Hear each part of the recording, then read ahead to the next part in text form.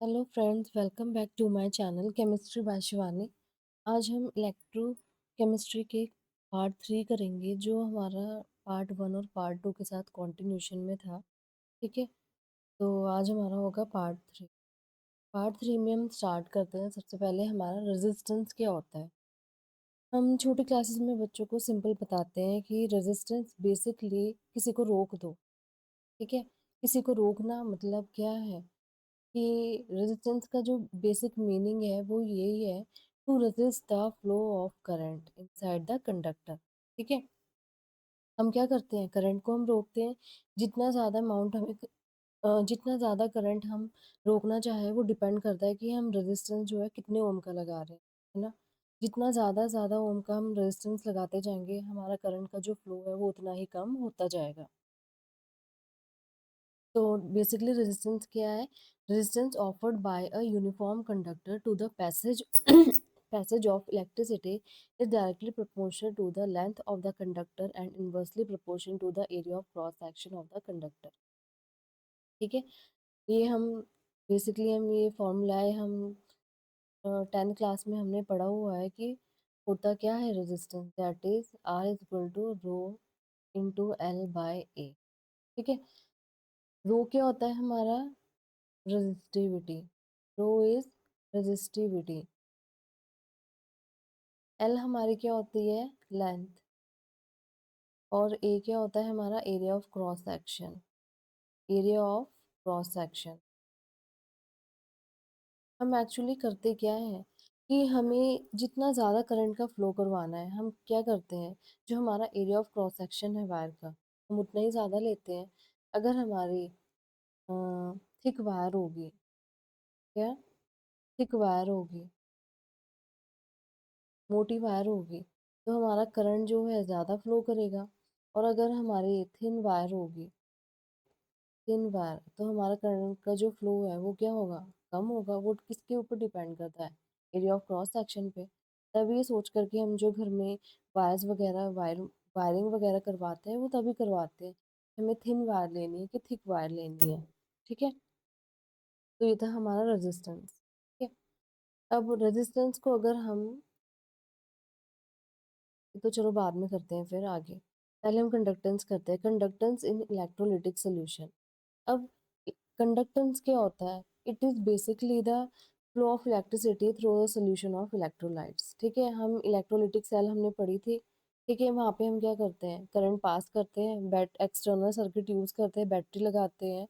इसकी वजह से क्या होता है, आयंस में माइग्रेशन होने लगती है। आयंस की माइग्रेशन के बाद क्या होता है कि हमारा पोटेंशियल डिफरेंस जनरेट हो जाता है दोनों इलेक्ट्रोड्स के बीच में। ठीक है, जितना ज़्यादा करंट फ्लो होगा उतना ही ज़्यादा हमारा सॉल्यूशन में क्या होगा? कंडक्टेंस होगा। इसी को ही हम क्या बोलते हैं? Conductance in electrolytic solution. और it is also defined as the reciprocal of resistance of the solution. ठीक है, अब रेसिप्रोकल कैसे है? जैसे हमारा रेजिस्टेंस है R is equal to rho L by A. ठीक है, अगर मैं रेजिस्टेंस को मैं क्या लिख दूँ? कंडक्टेंस। ये इसका क्या है? रेसिप्रोकल है। और रेजिस्टिविटी क्या है हमारी? कंडक्टिविटी है, जिसको हम कापा से डिनोट करते हैं। That is equals to L upon. ठीक है, तो अगर हम इसको रीअरेंज कर देंगे, रीअरेंज करने के बाद क्या हुआ, हमारा कंडक्टेंस बढ़ गया। दैट इज इक्वल टू के इंटू ए अपॉन एल। ठीक है, तो ये क्या है? हमारा कंडक्टेंस है। ये क्या है? हमारा कंडक्टिविटी है। जैसे हमारी रेजिस्टिविटी है, सिमिलरली ये क्या है? कंडक्टिविटी है। ये एरिया ऑफ क्रॉस सेक्शन है और ये क्या है? लेंथ है। ठीक है, तो L by R is equal to rho into L by A. L by A हमारा क्या है? Cell constant. ठीक है, एल बाय ए क्या है हमारा? Cell constant. ठीक है, तो इसकी यूनिट क्या है? जैसे रेजिस्टेंस की जो यूनिट है वो क्या है? ओम। और कंडक्टेंस की जो यूनिट है वो क्या होगी? साइमन और पर ओम इनवर्स। ठीक है, तो नेक्स्ट, अब स्पेसिफिक कंडक्टेंस क्या होता है? कंडक्टेंस तो हमने पढ़ लिया है कि जितना हम करंट पास करवाते हैं, माइग्रेशन होती है इसकी, इसकी वजह से पोटेंशियल जो जनरेट होता है, ठीक है, उसे हम क्या बोलते हैं? कंडक्टेंस।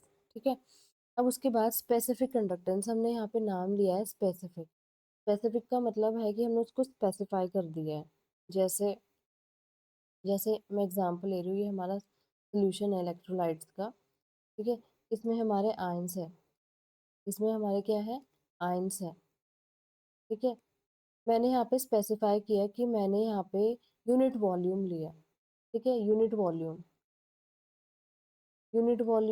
एज्यूम 1 सेंटीमीटर क्यूब, ठीक है? हमने यहाँ पे क्या लिया? यूनिट वॉल्यूम लिया। हमने इसको स्पेसिफाई कर दिया कि हमने जो कंडक्टेंस देखना है वो सिर्फ 4 आयंस का देखना है, ओनली फॉर 4 आयंस, ठीक है? इन 4 आयंस की ओनली फॉर 4 आयंस, ठीक है? इन 4 आयंस की वजह से जो कंडक्टेंस सॉल्यूशन में होता है, ठीक है? उसे हम क्या बोलते हैं? स्पेसिफिक कंडक्टेंस, ठीक है?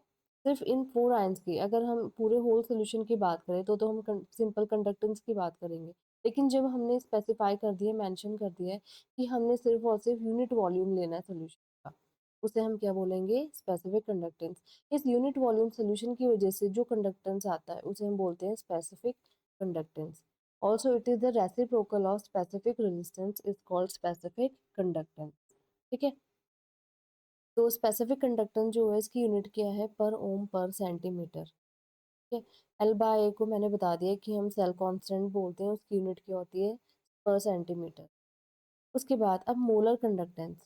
मोलर कंडक्टेंस क्या होता है? यहाँ पे भी हमने डिफाइन किया है कि हम जो कंडक्टेंस देखेंगे that is only for the 1 mole of an electrolyte. सिर्फ 1 मोल जो है इलेक्ट्रोलाइट का, जिसकी वजह से जो कंडक्टेंस आता है उसे हम क्या बोलते हैं? मोलर कंडक्टेंस, ठीक है? इसको हम ऐसे लिखते हैं, कापा इंटू 1000 ओवर मोलारिटी। इसकी यूनिट क्या है? पर ओम सेंटीमीटर स्क्वायर पर मोल। उसके बाद है हमारा equivalent conductance. It is defined as the conducting power of all the ions produced by 1 gram equivalent of an electrolyte in a given solution. अब हमारा इक्विवेलेंट कंडक्टेंस क्या होता है? That is K into 1000 upon में normality, ठीक है? अब normality क्या होती है? हम बेसिकली नॉर्मेलिटी को हम कैसे लिखते हैं? Number of gram equivalent divided by volume of solution in litre. ये क्या हुई हमारी? नॉर्मेलिटी, ठीक है? इसकी भी यूनिट क्या है? सेम है, पर मोल की जगह बस क्या है यहाँ पे? पर इक्विवेलेंट, ठीक है? नेक्स्ट, अब हमने सब कुछ आइडेंटिफाई कर लिया है कि कंडक्टेंस क्या होता है, रेजिस्टेंस क्या होता है, स्पेसिफिक कंडक्टेंस क्या होता है, स्पेसिफिक रेजिस्टेंस क्या होता है, ठीक है? अब हम आगे चेक करेंगे कि इन सब पे क्या इफेक्ट पड़ता है जब हम डाइल्यूशन करते हैं, ठीक है? जैसे हमारा ये सॉल्यूशन है, हमारे इसमें आयंस थे, ठीक है? हमारे इसमें क्या थे? आयंस थे। हमने इसमें क्या किया? वाटर डालना शुरू कर दिया, हमने इसमें वाटर डाला, पानी डालना शुरू कर दिया, ठीक है? ज़्यादा पानी डालने से एज्यूम करो कि हम एज्यूम करते हैं, एज्यूम कि हमारा क्या है? स्ट्रॉन्ग इलेक्ट्रोलाइट है। स्ट्रॉन्ग इलेक्ट्रोलाइट है, हमने इसे पानी डालना शुरू किया, जैसे हम चीनी घोलते हैं। चीनी कम, अगर हम कम पानी डालेंगे तो चीनी कम घुलेगी, फिर ज़्यादा पानी डालना शुरू करेंगे तो चीनी और ज़्यादा घुलती जाएगी, है ना? जितना ज़्यादा पानी होगा, जो हमारी शुगर है वो उतनी ज़्यादा डिज़ोल्व होना स्टार्ट हो जाएगी। तो सेम इस केस में हमने वाटर की एडिशन शुरू कर दी। वाटर की एडिशन से क्या होगा? हमारा जो स्ट्रॉन्ग इलेक्ट्रोलाइट्स है वो डिसोशिएट होने लग जाएंगे, ठीक है? डिसोशिएट डिसोशिएट होने से क्या होगा? हमारे जो नंबर ऑफ आयंस है that will produce more, number of ions that will produce more, ठीक है? वो उतने ज़्यादा प्रोड्यूस होने लग जाएंगे। इन आयंस की वजह से जितने ज़्यादा आयंस होंगे, मोर नंबर ऑफ आयंस, हमारा कंडक्टेंस क्या होगा? इंक्रीज हो जाएगा। हमारा कंडक्टेंस क्या होगा? इंक्रीज हो जाएगा, ठीक है?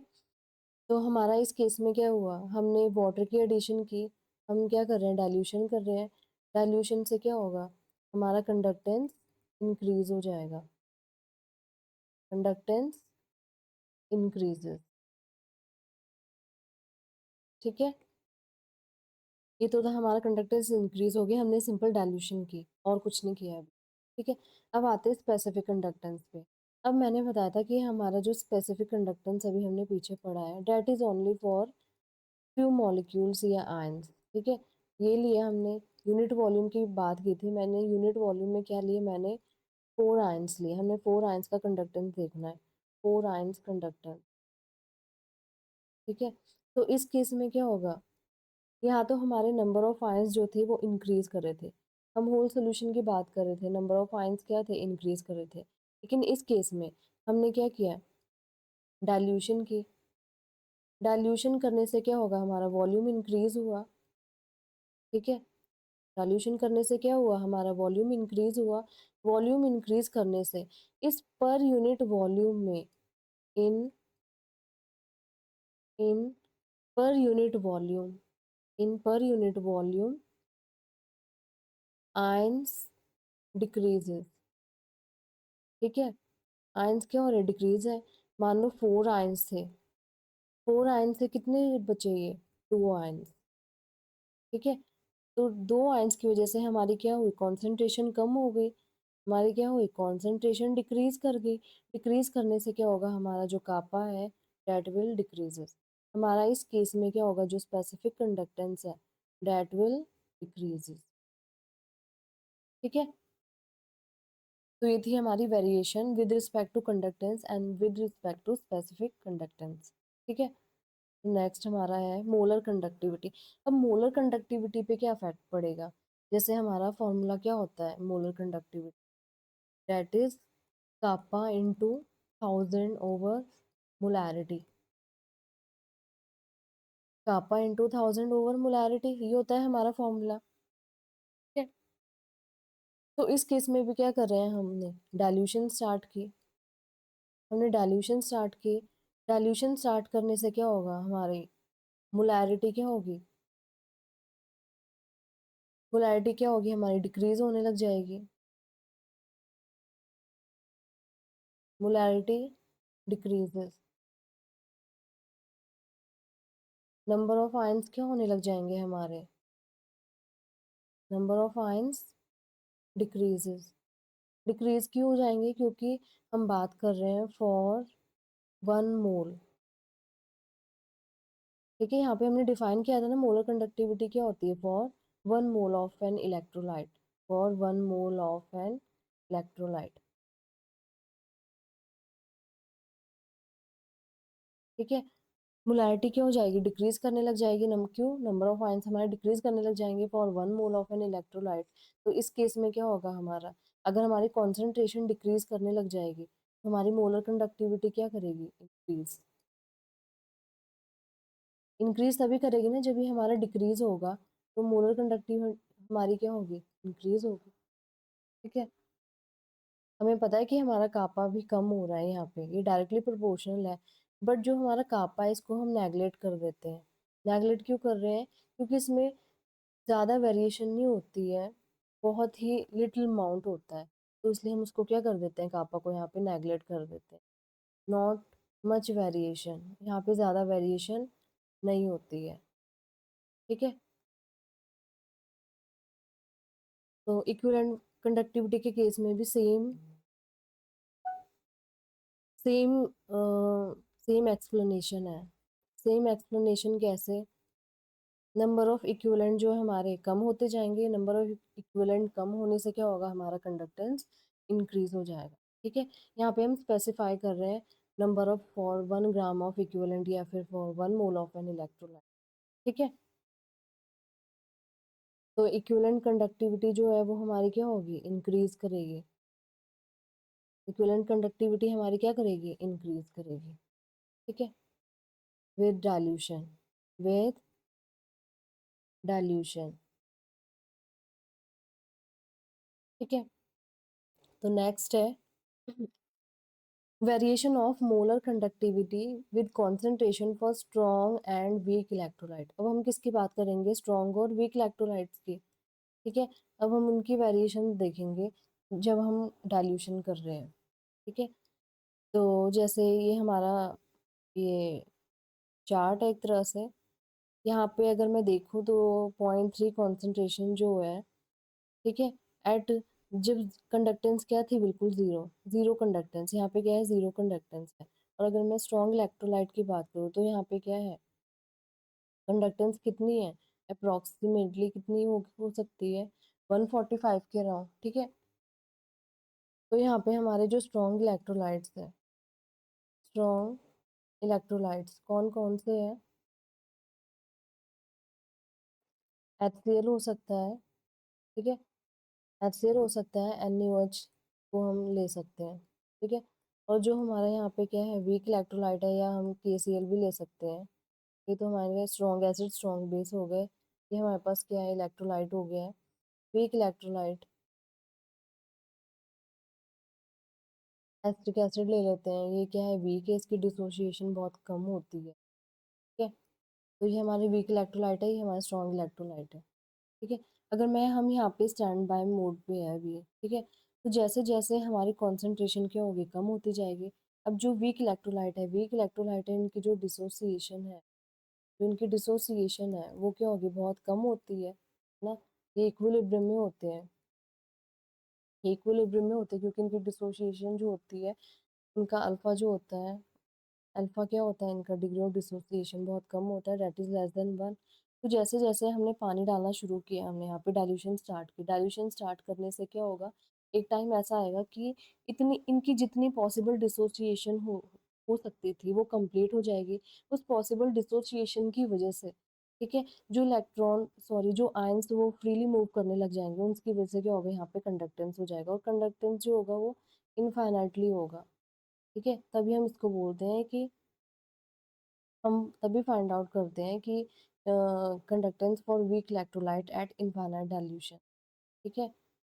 उसके बाद अगर हम स्ट्रॉन्ग इलेक्ट्रोलाइट्स की बात करें, स्ट्रॉन्ग इलेक्ट्रोलाइट क्या है हमारा, जैसे KCl मान ले लिया हमने, तो अगर इसकी डिसोसिएशन क्या होती है, ऑलमोस्ट कंप्लीट हो जाती है, अल्फा क्या होता है, इसका 1 होता है, ऑलमोस्ट डिसोसिएशन की वजह से इसका कंडक्टेंस ऑलरेडी 145 के राउंड होता है, ये और इंक्रीज करके कहाँ पे आ जाता है, 150। यहाँ पे पूरा प्लॉट किया हुआ है, एक्चुअली जो इसकी प्लॉटिंग होती है वो हम एक्स्ट्रा प्लॉट करते हैं जब भी हम स्ट्रॉन्ग एसिड स्ट्रॉन्ग इलेक्ट्रोलाइट का मोलर कंडक्टेंस फाइंड आउट करते हैं, तो हम एक्स्ट्रा प्लॉटिंग करते हैं कर्व पे, ठीक है। हमारा ऐसा कर्व आता है, स्मूथ कर्व आता है, फिर हम इसके क्या करते हैं, एक्स्ट्रा प्लॉटिंग। ये हम प्रैक्टिकल्स भी करते हैं, BSc में भी होता है, और हमने तो MSc में किया है इसका प्रैक्टिकल, ठीक है। अब उसके बाद अब हमने अगर इनका कंडक्टेंस फाइंड आउट करना है, ठीक है, कंडक्टेंस एट इनफाइनाइट डाइल्यूशन, तो स्ट्रॉन्ग इलेक्ट्रोलाइट्स का तो हम जो ये जो डिबाय हक्कल ऑन सागर इक्वेशन है, इसके थ्रू हम फाइंड आउट कर लेते हैं equivalent conductance at infinite dilution. ये तो हम इनके अकॉर्डिंग फाइंड आउट कर लेते हैं जो इन्होंने ये इक्वेशन दी है, but that is impossible for the week electrolyte, ठीक है। वीक इलेक्ट्रोलाइट की क्योंकि इनमें कंप्लीट डिसोसिएशन हो जाती है, तो हम मोलर कंडक्टिविटी फाइंड आउट करते हैं, हमें कंसंट्रेशन हमें नोन होती है, और जो कांस्टेंट है इसकी वैल्यू डिफर करती है for solvent, for nature of solvent, ठीक है। जो इसकी वैल्यू है वो डिफर करती है कि हमारा जो सॉल्वेंट है वो किस टाइप का है, उसके अकॉर्डिंग इसकी जो वैल्यूज होती है वो चेंज होती रहती है, कोई फिक्स नहीं होती है, ठीक है। उसके बाद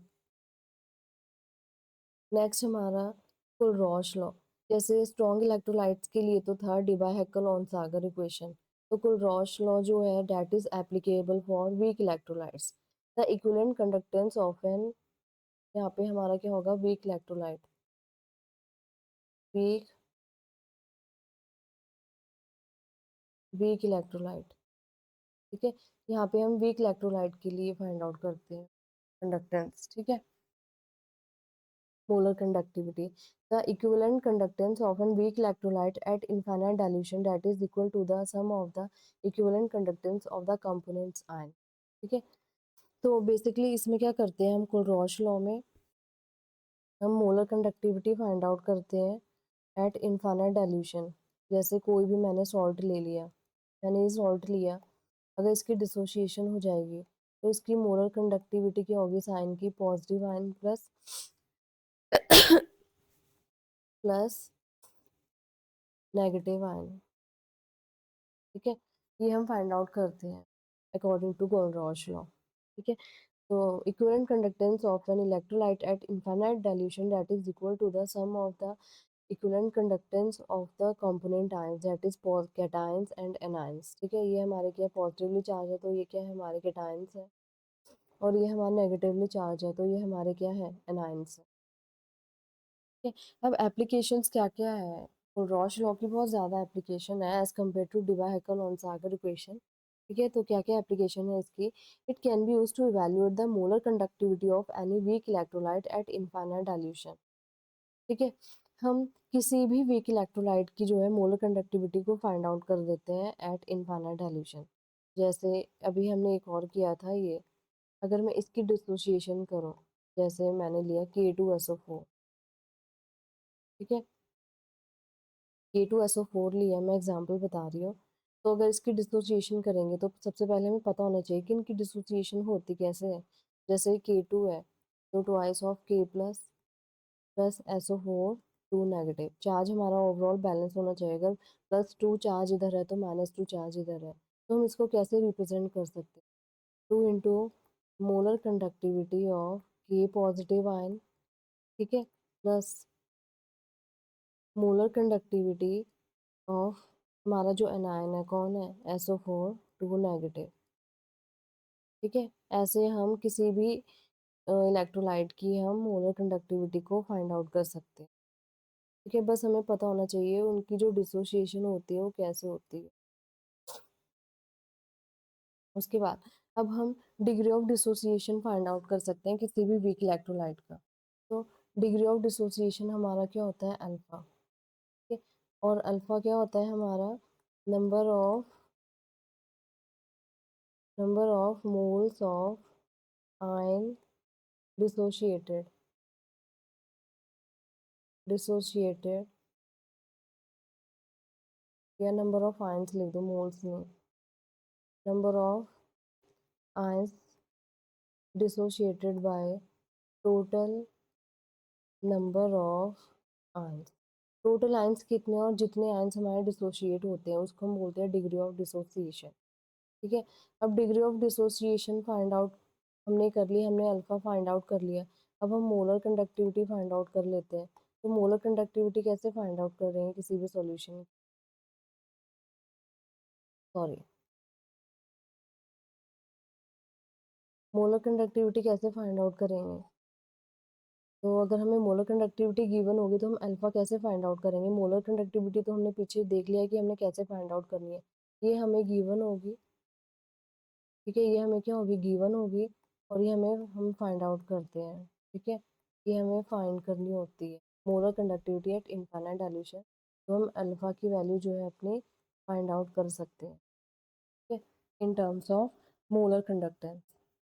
ठीक है, अब उसके बाद टू कैलकुलेट डिसोसिएशन कांस्टेंट। अब हम डिसोसिएशन कांस्टेंट कैसे फाइंड आउट करेंगे, लेट अस सपोज, अगर हम सपोज करें, लेट अस सपोज कि हमारे पास कोई वीक इलेक्ट्रोलाइट है, जैसे ए भी लिया मैंने। ठीक है, इसकी डिसोसिएशन हुई A plus plus B negative में। ठीक है, इसकी जो इनिशियल कॉन्सेंट्रेशन थी, इनिशियल कॉन्सेंट्रेशन क्या थी, सी, और इनिशियल कॉन्सेंट्रेशन में हमारे जो रिएक्टेंट है उसकी कॉन्सेंट्रेशन सी होगी, और जो हमारे डिसोशिएटेड आयंस हैं उनकी तो ज़ीरो होगी। क्यों, क्योंकि उस टाइम डिसोशिएशन नहीं हुई है। ठीक है, एट किसी टाइम पे, एट एनी टाइम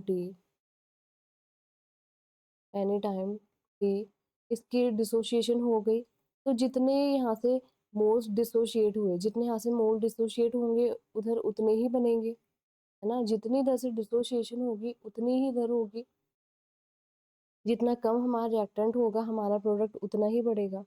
तो हमारा डिसोशिएशन कांस्टेंट की वैल्यू क्या होगी, C alpha into C alpha by C minus C alpha. ठीक है, तो हम C square alpha square over C common लूँ अगर मैं, तो 1 माइनस अल्फा, है ना, तो सी से सी कैंसिल, तो मेरी के की वैल्यू क्या आ गई यहाँ पे, C alpha square over 1 minus alpha. ठीक है, ये हमारा आ गया डिसोशिएशन कांस्टेंट। डिसोशिएशन कांस्टेंट हम कैसे फाइंड आउट करते हैं। ठीक है, अल्फा निकाल लेंगे, यहाँ से हमारा अल्फा निकल गया है। अल्फा निकलने के बाद हम वैल्यू इसमें पुट करेंगे, हमें कॉन्सेंट्रेशन जो है गिवन होगी, हमारा डिसोशिएशन कांस्टेंट जो है हमें मिल जाएगा। ठीक है, उसके बाद अब हम सॉल्युबिलिटी, ठीक है, हमें पता है कि हमारा जो मोलर कंडक्टेंस होता है वो क्या होता है, कापा इंटू 1000 ओवर मोलारिटी, ये हमारा मोलर कंडक्टेंस होता है। लेकिन अगर मैं बात करूँ एट इनफाइनाइट डाइल्यूशन, जब हमारी डाइल्यूशन क्या है, इनफाइनाइट, क्योंकि हम जो काम कर रहे हैं फॉर इनफाइनाइट डाइल्यूशन के लिए कर रहे हैं ना, फॉर वीक इलेक्ट्रोलाइट्स। तो इनफाइनाइट डाइल्यूशन पे क्या होगा कि जो हमारी मोलर कंडक्टिविटी है वो किसमें चेंज हो जाएगी, सॉल्युबिलिटी में। किसमें चेंज हो जाएगी, सॉल्युबिलिटी में। ठीक है, तो ये फॉर्मूला भी हमें लर्न करना है कि एट इनफाइनाइट डाइल्यूशन अगर हमें सॉल्युबिलिटी गिवन हो, ठीक है, और हमें स्पेसिफिक कंडक्टेंस गिवन हो, तो हम मोलर कंडक्टेंस कैसे फाइंड आउट करेंगे। ठीक है, molar conductance at infinite dilution. ठीक है, अब उसके बाद to calculate concentration of electrolyte, fifth application क्या है हमारी कि हम किसी भी इलेक्ट्रोलाइट की कॉन्सेंट्रेशन को फाइंड आउट कर सकते हैं। जैसे जैसे मेरे पास रिएक्शन, जैसे मैंने एग्जांपल लिया कि मेरे पास एक तरफ है कॉन्सेंट्रेटेड NaCl और एक है मेरे पास एक्वस NaCl। ठीक है, कॉन्सेंट्रेटेड फॉर्म में एक है हमारे पास एक्वस है। ठीक है, अब कॉन्सेंट्रेटेड है, ऑब्वियसली इसकी कॉन्सेंट्रेशन ज़्यादा होगी, इसको हम क्या कर सकते हैं, नेगलेक्ट कर सकते हैं। अब नेगलेक्ट करने के बाद क्या होगा, NaCl की डिसोसिएशन होती है, NaCl किस में ब्रेक होगा, Na plus plus Cl negative, है ना, ये हमारी क्या है, इलेक्ट्रोलिटिक सेल में होती है रिएक्शन ये। तो अगर मैं बात करूँ एट एनोड, ठीक है, एनोड क्या होता है हमारे इलेक्ट्रोलिटिक सेल में, पॉजिटिव होता है। पॉजिटिव होने की वजह से अगर इसकी NaCl की डिसोसिएशन होगी होगी तो जो क्लोरीन आयन है वो कहाँ जाएगा, एनोड के पास, इसके पास गया। इसने क्या किया, Cl प्लस इलेक्ट्रॉन, हमारा जो Cl है वो क्या है, होता है अनस्टेबल होता है। अनस्टेबल होने की वजह से क्या बना देगा, दोनों Cl जो है हमारे कंबाइन हो जाएंगे, कंबाइन होने के बाद वो क्या बनाएंगे, क्लोरीन गैस इवॉल्व होगी एट एनोड। ठीक है, उसी तरह से एट कैथोड, कैथोड हमारा क्या होता है इलेक्ट्रोलिटिक सेल में, नेगेटिव होता है। ठीक है, नेगेटिव होने की वजह से जो सोडियम आयंस है वो कहाँ जाएंगे, कैथोड पे जाएंगे। ठीक है, तो कैथोड ये है प्लस इलेक्ट्रॉन, हमारे पास क्या आएगा, सोडियम, सोडियम मेंट की जो है हमारे पास जनरेशन हो जाएगी। ठीक है, तो ये हमारा हुआ कैथोड। ठीक है, तो इस तरह से हम इलेक्ट्रोलाइट जो है उनकी कंसंट्रेशन को हम फाइंड आउट कर सकते हैं एट एनोड और एट कैथोड। ठीक है, तो हमारे पास पता लग गया कि हमें हमारे पास एनोड पे क्या बना और कैथोड पे क्या बना। नेक्स्ट हमारा है, एक second, electrolysis of concentrated NaCl by using mercury electrode. जब हमें इलेक्ट्रोड कौन सा प्रोवाइड किया हुआ है, मर्करी। ठीक है, जब मर्करी इलेक्ट्रोड हमें प्रोवाइड करते हैं तो हमारे पास जो इलेक्ट्रोलिसिस होती है एक्वस NaCl की, वो कैसे होती है, तो एट एनोड, एनोड पे क्या होगा, एनोड हमारा पॉजिटिव है, तो वही फिर से क्लोरीन, क्लोरीन आएगा नेगेटिव चार्ज, तो किस में चेंज हो जाएगा, Cl2 में, सॉरी Cl2 में चेंज हो जाएगा, plus 2 electron twice of Cl। ठीक है, तो अगर मैं बात करूँ एट कैथोड, अब कैथोड हमारा क्या होता है, नेगेटिव, कैथोड हमारा नेगेटिव हुआ तो इसके पास क्या आएगा, Na पॉजिटिव, Na पॉजिटिव आया तो दो इलेक्ट्रॉन इसके और दो हमें बैलेंस भी तो करने हैं ना, हमारे इलेक्ट्रॉन जो है नहीं तो कैंसिल आउट कैसे होंगे। हमने चार्ज बैलेंस किया, चार्ज बैलेंस करने के बाद ये जो रिएक्शन है किसकी प्रेजेंस में हो रही है, मरकरी की प्रेजेंस में, तो मरकरी क्या बना लेगा यहाँ पे, अमलगम की फॉर्मेशन कर देगा, इसकी अमलगम की फॉर्मेशन हो जाएगी यहाँ पे। ठीक है, हमारे पास क्या बन जाएगा, अमलगम।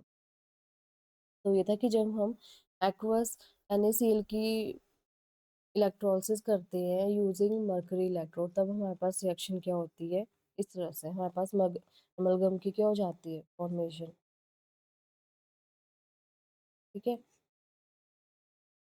ये क्या बना लेता है, इसे क्या बोलते हैं, अमलगम को हम एलॉय बोलते हैं, एलॉय होते हैं ना ये। उसके बाद नेक्स्ट, अब हम अपने PYQs करते हैं जो हमारे नीट में आए हुए हैं, ठीक है। तो फर्स्ट हमारा जो है एज इट इज़ 2025 में ही आया था, इसी दिस ईयर, ठीक है। तो अगर हम 1 मोल, हमारे पास क्या है, वाटर मॉलिक्यूल है, वाटर मॉलिक्यूल है। अब अगर हमारा ये, हम यहाँ पे करते हैं क्वेश्चन, अगर हमारा ये वाटर मॉलिक्यूल है, वो किस में चेंज हो रहा है, ऑक्सीजन में। तो ऑक्सीजन की ऑक्सीडेशन स्टेट इधर क्या है, 0 है, और ऑक्सीजन की इधर क्या है, -2 है।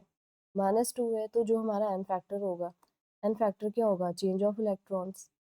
क्या, तो चेंज कितना है यहाँ पे इलेक्ट्रॉन्स का, 0 -2, कितना हो जाएगा ये 2, 2 चेंज हो रहा है। तो हमारा क्यू जो होता है वो क्या होता है, that is equal to NF।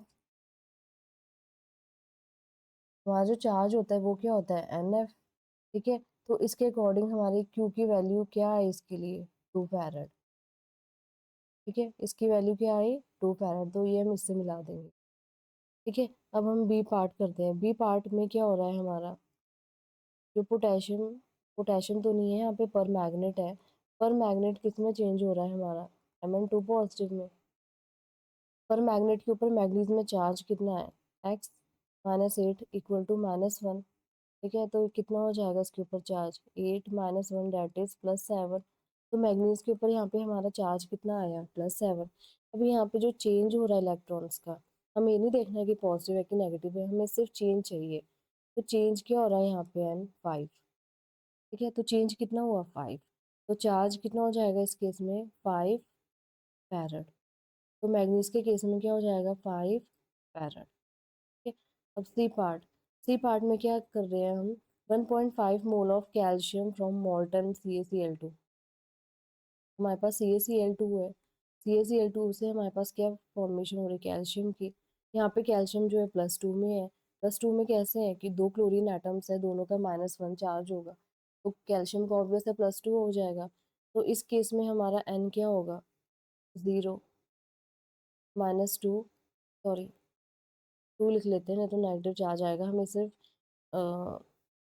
सिर्फ चेंज से मतलब है, हमें पॉजिटिव नेगेटिव नहीं चाहिए कि यहाँ पे -2 आ जाएगा कि -3 आ जाएगा, नो, ओनली चेंज कंसिडर है, ठीक है। तो N हमारा क्या हो जाएगा, 2 हो जाएगा। लेकिन एक चीज़, यहाँ पे हमें किसके लिए दिया है, 1.5 मोल के लिए दिया हुआ है, ठीक है। तो ये जो हमने निकाला है किसके लिए है, फॉर 1 मोल। हमने यहाँ पे स्पेसिफाई नहीं किया है कि 1.5 मोल है, ये किसके लिए, सिर्फ 1 मोल के लिए हमारा जो चेंज है वो कितना है, 2 है, एंड फैक्टर कितना है, 2 है। तो फॉर 1.5 मोल, 1.5 मोल के लिए क्या हो जाएगा, 2 इंटू 1.5, 2 इंटू 1.5 तो हमारा कितना आ जाएगा, 3, ठीक है। तो हमारा चार्ज कितना हो जाएगा इस केस में, 3 फैरड। तो इसके लिए क्या हो जाएगी हमारी वैल्यू, 3, ठीक है। आई होप आपको समझ आ रहा होगा अच्छे से, मैं पूरे एफर्ट्स कर रही हूँ कि मैं समझा पाऊँ, ठीक है। अब डी, डी में क्या है हमारा, 1 मोल ऑफ FeO2 Fe2O3 बन रहा है, ठीक है। तो ये क्या हो रहा है, FeO से हमारे पास क्या बन रहा है, Fe2O3, ठीक है। तो इस केस में आयरन की ऑक्सीडेशन स्टेट क्या होगी, अगर हम डालें तो 2x - 6 इक्वल टू 0, तो x की वैल्यू क्या आ जाएगी, 3। इस केस में जो आयरन है इसकी ऑक्सीडेशन स्टेट क्या है, 3 है, ठीक है। और इस केस में जो आयरन है इसकी ऑक्सीडेशन स्टेट क्या है, +2, क्योंकि ऑक्सीजन की क्या है यहाँ पे, -2, ठीक है। तो ये आपको रिडॉक्स रिएक्शन में ऑक्सीडेशन स्टेट फाइंड आउट करना आना चाहिए, जिसके कुछ रूल्स होते हैं जो हमें लर्न करने पड़ते हैं, बहुत ईजी है ऑक्सीडेशन स्टेट फाइंड आउट करना, ठीक है। तो अब हमारा इस केस में हमारा चेंज कितना है इलेक्ट्रॉन्स का, तो चेंज कितना है, 1, चेंज 1 है। तो यहाँ पे हमारा जो चार्ज होगा वो कितना होगा, 1 फैरड, ठीक है। तो इसके लिए हमारा चार्ज कितना होगा, 1 फैरड। तो इधर हमारा क्वेश्चन, ठीक है। बहुत ईजी है, आप भी ट्राई करना, बहुत ईजिली हो जाएगा, इसमें कोई दिक्कत वाली बात नहीं। बस थोड़ी अंडरस्टैंडिंग होनी चाहिए और ऑक्सीडेशन स्टेट हमें फाइंड आउट करनी आनी चाहिए, क्योंकि विदाउट ऑक्सीडेशन स्टेट देखिए हमें चेंज नहीं पता चलेगा, हमें एन फैक्टर नहीं पता लगेगा, तो हमारी कैलकुलेशन जो है गलत हो सकती है, ठीक है। तो next, a molar conductance of an electrolyte increase with dilution according to the, हमने ये इक्वेशन पीछे पढ़ी थी, किसके लिए थी ये इक्वेशन जो है, ये डिबाई-हैकेल और सागर इक्वेशन जो है किसके लिए थी?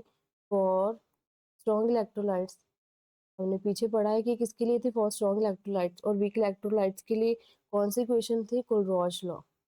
For strong electrolyte, for strong electrolyte. ठीक है, तो फर्स्ट ऑप्शन है हमारा, this equation applies to both for strong and weak electrolyte. No, that is only for the strong electrolyte. ठीक है, तो वीक के लिए तो कोई और है, कोलरॉज लॉ है। Value of constant A depends upon the nature of solvent. ये तो बिल्कुल सही बात है। डिफरेंट सॉल्वेंट्स के लिए जो ए है इसकी वैल्यू क्या होगी? डिफरेंट होगी।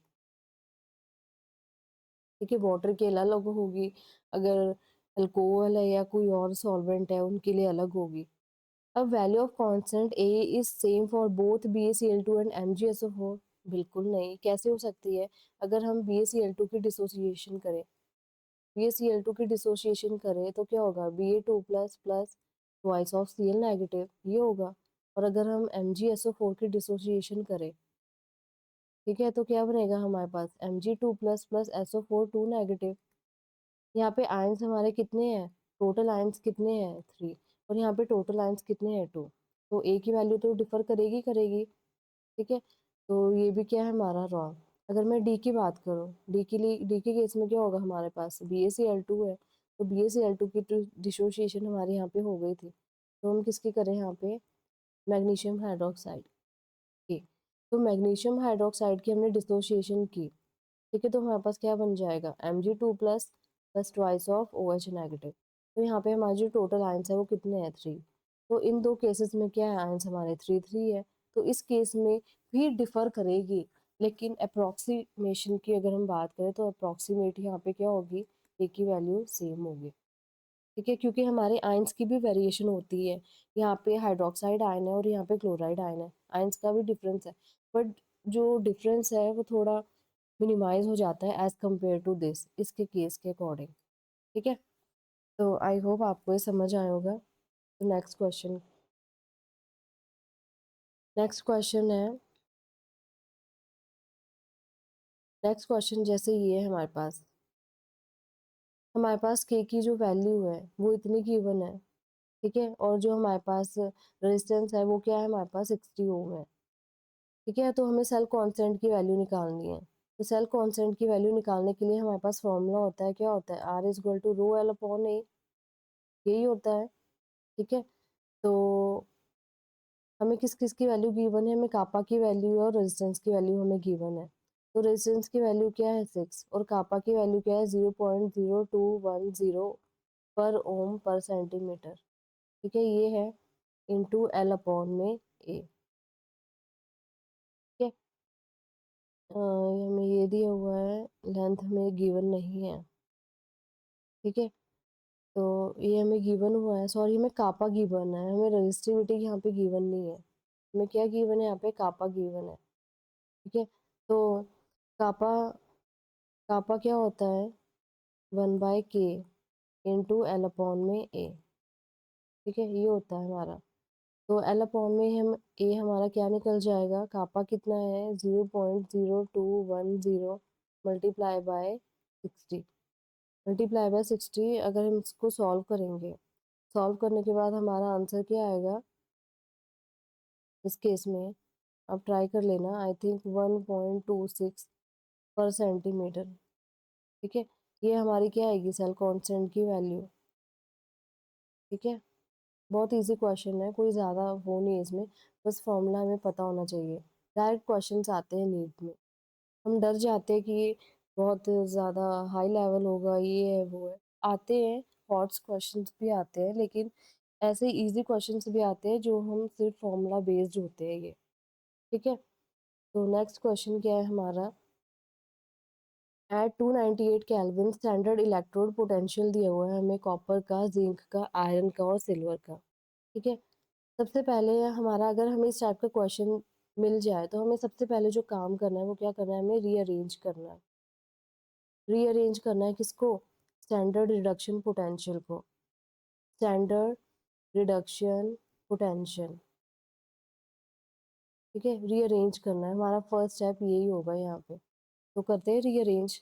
ठीक है, रीअरेंज भी कैसे करना है कि जो हमारा रिड्यूसिंग एजेंट है, रिड्यूसिंग एजेंट के लिए जो ई नॉट की वैल्यू होगी रिडक्शन पोटेंशियल की, वो क्या होगी? नेगेटिव। ठीक है, नेगेटिव। नेगेटिव से हम कहाँ जाएंगे? पॉजिटिव की तरफ। ये ट्रिक्स है, अगर आप इन की पॉइंट्स को ध्यान रखेंगे तो आप इजीली क्वेश्चन जो है सॉल्व कर पाएंगे। ठीक है, विद इन सेकेंड्स। नहीं तो ये क्वेश्चंस पूरा सॉल्व करेंगे तब जाके हम इस रिएक्शन की फिजिबिलिटी बता पाते हैं। लेकिन ये ट्रिक है जो मैं आपको बता रही हूँ कि आपने सबसे पहले क्या करना है। तो सबसे पहले हमारा जो नेगेटिव रिडक्शन पोटेंशियल है वो किसका है? जिंक का। ठीक है, जिंक का है। तो जिंक के बाद किसका है? आयरन का है। जिंक के बाद किसका है? आयरन का है। उसके बाद आयरन के बाद किसका है? कॉपर का है। कॉपर के बाद किसका है? ये सिल्वर का है। फिर राइट नहीं हो रहा। सिल्वर का है। ठीक है, ये सिल्वर का है। ठीक है, उसके बाद अब नेगेटिव रिडक्शन पोटेंशियल से हम पॉजिटिव रिडक्शन पोटेंशियल तक तो आ गए हैं। ठीक है, ये हम आ गए नेगेटिव रिडक्शन पोटेंशियल से पॉजिटिव रिडक्शन। अब जो काम है,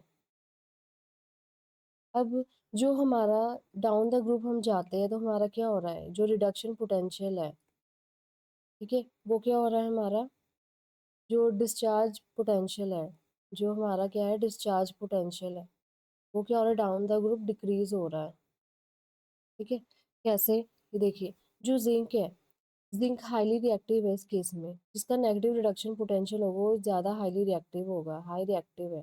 अगर हाई रिएक्टिव है तो ऑब्वियसली इसके पास इतनी एबिलिटी है कि वो इनआयंस को क्या कर देगा? डिस्प्लेस कर देगा। इनआयंस को क्या कर देगा? वो डिस्प्लेस कर देगा। तो अगर मैं यहाँ पे बात करती हूँ, जैसे फर्स्ट क्वेश्चन है, फर्स्ट क्वेश्चन में जिंक आया। जिंक ने किसकी जिंक किसकी सॉल्यूशन में गया? कॉपर सल्फेट के सॉल्यूशन में। तो ऑब्वियस है कि जो जिंक है वो हाईली रिएक्टिव है तो इसको डिस्प्लेस कर देगा। डिस्प्लेस करने से रिएक्शन क्या हो जाएगी? ये फिजिबल हो जाएगी, पॉसिबल रिएक्शन है, ये होगी ही होगी। ठीक है, उसके बाद आयरन। आयरन की बात करें, आयरन किसके पास आया? कॉपर के पास। आयरन किसके पास आया? कॉपर के पास। तो ऑब्वियस है आयरन ऊपर है और कॉपर नीचे है, तो आयरन कॉपर को भी क्या कर देगा? डिस्प्लेस कर देगा। तो ये रिएक्शन भी क्या है? फिजिबल है। उसके बाद अब जिंक का है। जिंक कहाँ है? ऊपर है, और नीचे कौन है? आयरन है। ऑब्वियस है ये रिएक्शन भी क्या है? फिजिबल है। ठीक है, अब उसके बाद अब सिल्वर आया है। ठीक है, सिल्वर किसके पास आया है? कॉपर सल्फेट सॉल्यूशन के पास। लेकिन यहाँ पे क्या हो रहा है? जो कॉपर है वो कहाँ है? ऊपर है। ऊपर है किससे? सिल्वर से। तो ये रिएक्शन पॉसिबल नहीं होगी, नॉट फिजिबल। सिल्वर कॉपर को डिस्प्लेस नहीं कर पाएगा। सिल्वर कॉपर को डिस्प्लेस नहीं कर पाएगा, तो ये रिएक्शन हमारी नहीं होगी। ठीक है, आई होप आपको समझ आया होगा। ठीक है, तो नेक्स्ट क्वेश्चन। अब हमारे पास दो हाफ सेल रिएक्शंस है। दो हाफ सेल रिएक्शंस है। अब हमें बताने की फिजिबल है कि नहीं है। ठीक है, फिजिबल रेडॉक्स रिएक्शन नहीं है हमारे पास given. Sorry, the standard EMF of a cell with feasible redox reaction. अब देखिए, अब इस केस में क्या हो रहा है? हमारे पास जो हमें ई सेल दिया हुआ है रिएक्शन का, हाफ सेल का, ये CO3+ से CO2+ में जा रहा है। ठीक है, लेकिन यहाँ पे जो हमें रिडक्शन पोटेंशियल दिया हुआ है वो क्या है? रिडक्शन पोटेंशियल ना होकर के ये क्या है? Oxidation potential. ये हमें यहाँ पे क्या दिया हुआ है? Oxidation potential. Oxidation potential. क्यों? ऑक्सीडेशन पोटेंशियल कैसे? +2 से कहाँ जा रहा है? +3 में ऑक्सीडेशन हो रहा है, और ये 0 से कहाँ जा रहा है? +3 में। तो ये भी हमें क्या दे रखा है? Oxidation potential. ठीक है, लेकिन मैं जो स्टैंडर्ड फॉर्मूला यूज करते हैं जिसमें हमें कोई डाउट नहीं होता, सबसे पहले हमें क्या पता होना चाहिए? ई सेल का रिडक्शन पोटेंशियल। तो रिडक्शन पोटेंशियल का फॉर्मूला क्या होता है? रिडक्शन पोटेंशियल ऑफ किसका? रिडक्शन पोटेंशियल कैथोड का, minus reduction potential of anode. ये फॉर्मूला है किसी भी सेल का ईएमएफ फाइंड आउट करने के लिए, ई सेल फाइंड आउट करने के लिए। ठीक है, ई सेल फाइंड आउट करने के लिए, ई सेल फाइंड आउट करने के लिए तो लग गया पता। अभी हमें अगर ये ऑक्सीडेशन पोटेंशियल गिवन है तो हम इसको चेंज कर देंगे किसमें? रिडक्शन पोटेंशियल में। तो नेगेटिव साइन किस में चेंज हो जाएगा, प्लस में। और यहाँ पे जो पॉजिटिव साइन है वो किस में चेंज हो जाएगा, नेगेटिव में। अब हमें रिडक्शन पोटेंशियल भी फाइंड आउट हो गए हैं, लेकिन डाउट क्या है, रिडक्शन पोटेंशियल भी लग गए पता है दोनों के, लेकिन डाउट क्या है, हमें नहीं पता कि कौन सा कैथोड है और कौन सा एनोड है, क्योंकि यहाँ पे +3 से +2 में जा रहा है। यहाँ पे क्या हो रही है, रिडक्शन। +3 से ये कहाँ जा रहा है, 0 में। यहाँ भी क्या हो रही है, रिडक्शन। ठीक है, दोनों केसेस में क्या हो रही है, रिडक्शन, लेकिन जो हमें ये नॉट सेल दिए हैं वो ऑक्सीडेशन पोटेंशियल। तो ये हमें ये चीज़ कैसे पता लगेगी कि कौन कैथोड है और कौन एनोड है, तो ये हमें पता लगेगा इलेक्ट्रोकेमिकल सीरीज से ही। देखिए कितनी इंपॉर्टेंट है इलेक्ट्रोकेमिकल सीरीज, मैंने आपको लर्न करवाई है। इलेक्ट्रोकेमिकल सीरीज में क्या होता है कि जो एल्युमिनियम है ये इससे ऊपर होता है। ठीक है, इसका जो रिडक्शन पोटेंशियल होता है वो नेगेटिव होता है, और इसका जो रिडक्शन पोटेंशियल होता है वो क्या होता है, पॉजिटिव। ठीक है, तो हाईली रिएक्टिव कौन है यहाँ पे, aluminium. Aluminium is more reactive, aluminium is more reactive. तो जो एल्युमिनियम है वो हमारा क्या होगा यहाँ पे, कैथोड। एल्युमिनियम क्या होगा हमारा, कैथोड। और जो कोबाल्ट है, कोबाल्ट हमारा क्या होगा यहाँ पे, एनोड। ठीक है, तो हमारा जो ये दिया हुआ है कैथोड हमारा कौन सा है, 1.81, माइनस एनोड हमारा कौन सा है, एल्युमिनियम, तो -1.66। तो हमारा इसका आंसर क्या आ जाएगा सॉल्व करने के बाद, कितना, 3, जहाँ तक है 3.47 वोल्ट। ठीक है, ये हमारा आंसर आ जाएगा इस सेल रिएक्शन। ठीक है, कैथोड माइनस एनोड। ठीक है, कैथोड पे क्या होती है हमारी, रिडक्शन होती है, और एनोड पे क्या होती है हमारी, ऑक्सीडेशन होती है। तो हमारी इस केस में एल्युमिनियम ज़्यादा रिएक्टिव है, तो इसकी क्या हो रही है, ऑक्सीडेशन। ठीक है, ऑक्सीडेशन क्यों हो रही है, ऑक्सीडेशन क्यों हो रही है, क्योंकि जो हमारा एल्युमिनियम है वो क्या है, strong reducing agent. Strong reducing agent क्या होते हैं, जो दूसरों को क्या करते हैं, रिड्यूस, और खुद क्या होते हैं, ऑक्सीडाइज।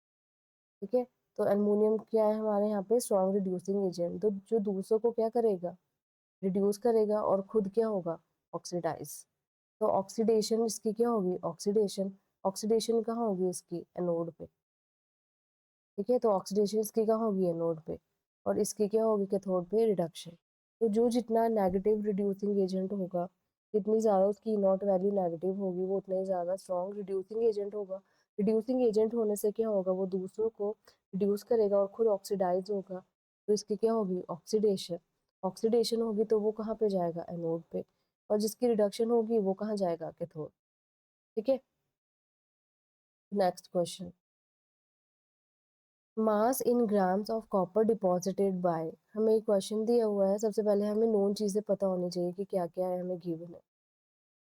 तो इस केस में हमारा जो करंट है वो कितना है, 9.6487 करंट हमें इतना गिवन है। ठीक है, टाइम हमें कितना गिवन है, 100 सेकेंड। मोलर मास हमें इतना गिवन है, और 1 farad equal to this value. तो हमारे पास जो मास डिपॉजिट होता है, मास डिपॉजिटेड किसका है, कॉपर का। तो हमारे पास फॉर्मूला क्या होता है, Z/Q, यही होता है। Z को हम क्या लिख सकते हैं, E/F। E क्या होता है हमारा, इक्विवेलेंट वेट। ठीक है, इक्विवेलेंट वेट इंटू Q क्या होता है, I/T। अब इक्विवेलेंट वेट को हम क्या लिख सकते हैं, और molar mass, molar mass by N into F into I/T। बस अभी हमारा क्या बना, डायरेक्ट फॉर्मूला। ये डायरेक्ट फॉर्मूला है, बस हमने क्या करना है, इसमें वैल्यूज पुट अप करनी है। ठीक है, तो वैल्यूज पुट करते हैं। मोलर मास हमें कितना दिया हुआ है, 63 ग्राम पर मोल। करंट हमें कितना गिवन है, 9.65 ओवरऑल ले लेते हैं एस्टिमेटेड। और उसके बाद टाइम हमें कितना दिया हुआ है, 100, टाइम 100 है। एन की वैल्यू क्या होगी इस केस में, mass in grams of copper deposited by this. अच्छा, कॉपर सल्फेट सॉल्यूशन है, तो हमारे पास USO4 है। CuSO4 है तो क्या होगा, copper 2 plus plus SO4 2 negative, ये होता है। अगर कॉपर 2 प्लस किस में जाएगा, कॉपर में जाएगा। कॉपर में जाएगा तो क्या करेगा, ये 2 इलेक्ट्रॉन इसमें ऐड करने पड़ेंगे। तो इस केस में हमारी n की वैल्यू क्या हो जाएगी, 2। तो n की वैल्यू हमारी क्या हुई, 2। और f की वैल्यू हमें गिवन है 96487, ये है 96487। तो इसकी जो इसको सॉल्व करेंगे फर्दर, आप वैल्यूज़ निकाल लेना। जहाँ तक मुझे लगता है इसका आंसर कितना हो सकता है, 0.315 ग्राम, ये इसका आंसर होगा, 0.315 ग्राम। ठीक है, ये इसका अमाउंट आया। ये फॉर्मूला बेस्ड क्वेश्चन है, बहुत इजी क्वेश्चन है, प्रैक्टिस करेंगे तो इजीली हो जाएगा। उसके बाद नेक्स्ट क्वेश्चन क्या है हमारे पास, standard EMF, standard cell potential of the following cell. हमें सेल दी हुई है, ठीक है, इसका हमें क्या दिया हुआ है, ई सेल दिया हुआ है, ई नॉट सेल दिया हुआ है, कितना है, 0.32 volt. Calculate the standard gives free energy, gives free energy find out करनी है। तो गिव्स फ्री एनर्जी का हमारा फॉर्मूला क्या होता है, -NF E0 सेल। ठीक है, ये होता है हमारा गिव्स फ्री एनर्जी का फॉर्मूला। तो जब हमें यहाँ पे डायरेक्टली सेल की वैल्यू हमें गिवन है, ठीक है, तो delta G is equals to N की वैल्यू क्या होगी, यहाँ पे दोनों में चार्ज कितना है, +2। तो इन +2 चार्ज को बैलेंस करने के लिए हमें क्या, एन की वैल्यू होगी 2। तो एन की वैल्यू क्या आई हमारी, -2 इंटू 96487 इंटू 0.32। ठीक है, तो इसको हम फर्दर सॉल्व करेंगे तो हमारी वैल्यू आ जाएगी 61.751 kilo joules per mole. I hope आपको सेशन समझ आया, और प्लीज़ लाइक और शेयर ज़रूर करना अगर आपको समझ आया तो। Thank you so much.